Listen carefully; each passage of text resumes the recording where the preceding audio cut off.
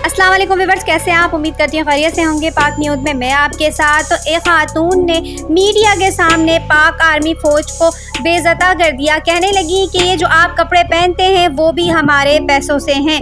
तो video start करने से पहले प्लीज़ आप मेरे चैनल को सब्सक्राइब कीजिए, लाइक कीजिए, बेल आइकन को ज़रूर दबाइएगा ताकि मेरी वीडियो जो भी हो आपको मिल सके। आप मेरी वीडियो को वॉच करते हैं लेकिन सब्सक्राइब नहीं करते, तो प्लीज़ मेरी वीडियो को वॉच करें। तुम्हारी वर्दी हमारे टैक्स के पैसे से खरीदी गई है। खातून वकील सरेआम फौज पर तनकीद करने लगी हैं। खातून की वीडियो सामने आई है, देखे। इनको हम बड़ी देर से बात कर रहे थे कि तुम्हारी वर्दी है वो तो हमने खरीद के दी, इसको हमने अपने टैक्स के पैसों से खरीद के दी, और एक हमारी वर्दी है। यह वर्दी वो वर्दी है कि जिसने हमेशा आइन का तहफ्फुज़ किया, और तुम्हारी वर्दी वो है कि जिसने हमेशा आइन को पामाल किया।